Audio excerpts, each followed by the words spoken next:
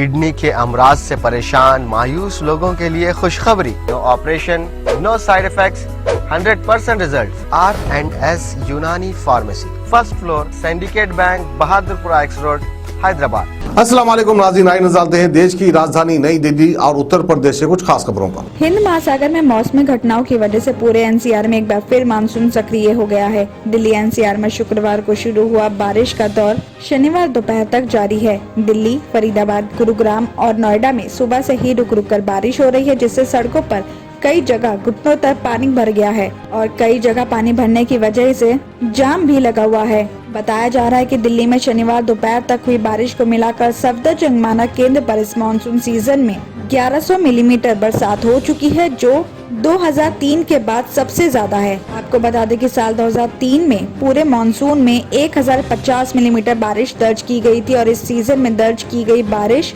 साल 1975 के बाद दूसरी सबसे ज्यादा है। यानी कि मौसम विभाग के मुताबिक 1975 के मानसून में 1150 मिलीमीटर बारिश दर्ज की गई थी, यानी दिल्ली में 46 साल में अब तक दूसरी सबसे बारिश ज्यादा दर्ज की गई है। उम्मीद है कि 1975 का रिकॉर्ड टूट सकता है, क्योंकि अभी भी बारिश का दौर जारी है। तो वहीं मौसम विभाग ने शनिवार के लिए दिल्ली एनसीआर में ऑरेंज अलर्ट भी जारी कर दिया है। साथ ही आपको ये भी बता दें कि इंदिरा गांधी इंटरनेशनल एयरपोर्ट पर टर्मिनल 3 पर पूरी तरह पानी भर गया है। इसका एक वीडियो सोशल मीडिया पर भी काफी ज्यादा वायरल हो रहा है। इसको देखते हुए एयरपोर्ट अधिकारियों ने बताया है कि दिल्ली में भारी बारिश की वजह से दिल्ली से जयपुर और अहमदाबाद के लिए उड़ान भरने वाले 4 डोमेस्टिक और 1 इंटरनेशनल फ्लाइट के रूट को भी डाइवर्ट कर दिया गया है। पिछले काफी टाइम से बच्चे घरों में थे, अब स्कूल खुलने के बाद उनका डेली रूटीन भी बदल गया है। बच्चों ने बाहर का भी खाना पीना शुरू कर दिया है, उनकी सेहत पर भी भारी असर देखने को मिल रहा है।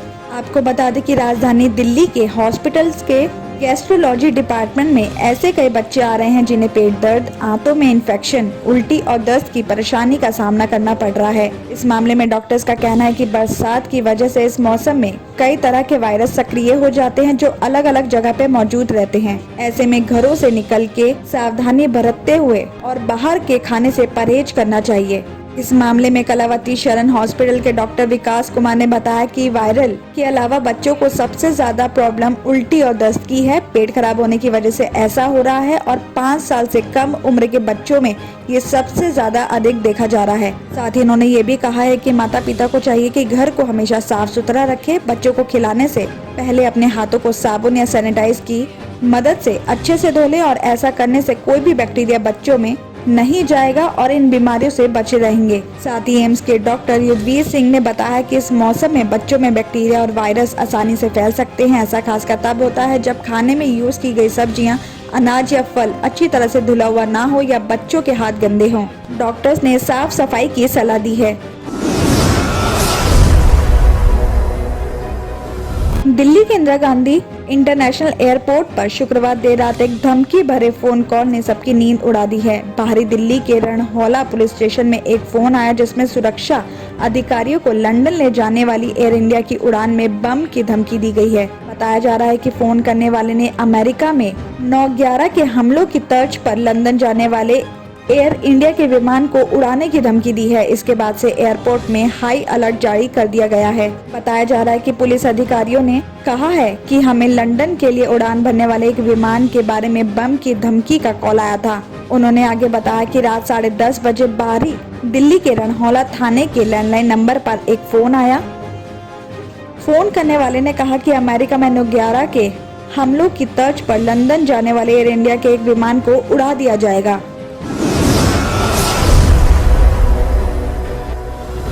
नवनिर्मित यमुना स्पोर्ट्स कॉम्प्लेक्स का शुक्रवार को दिल्ली के एलजी अनिल बैजल ने डिजिटल तरीके से उद्घाटन किया है। इसके साथ ही पूर्वी दिल्ली के बीजेपी सांसद और पूर्व भारतीय बल्लेबाज गौतम गंभीर ने इस बात की घोषणा की है कि नवंबर में ये स्पोर्ट्स कॉम्प्लेक्स एक T20 क्रिकेट टूर्नामेंट में मेजबानी करेगा। बताया जा रहा है कि यमुना स्पोर्ट्स कॉम्प्लेक्स में खेले जाने वाले इस टूर्नामेंट में पूर्वी दिल्ली के 10 विधानसभाओं की टीमें भाग लेंगी और ये टूर्नामेंट का नाम ईस्ट दिल्ली प्रीमियम लीग यानी EDPL होगा। ये आयोजन नवंबर के दूसरे हफ्ते में शुरू हो जाएगा और इस कंपटीशन में 17 से 36 साल के खिलाड़ी भाग ले पाएंगे।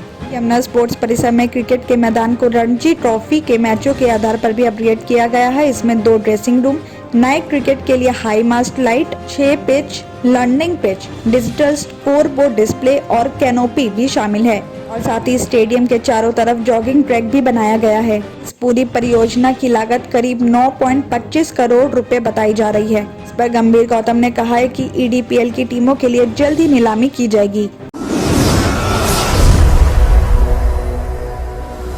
किडनी के अमराज से परेशान मायूस लोगों के लिए खुशखबरी।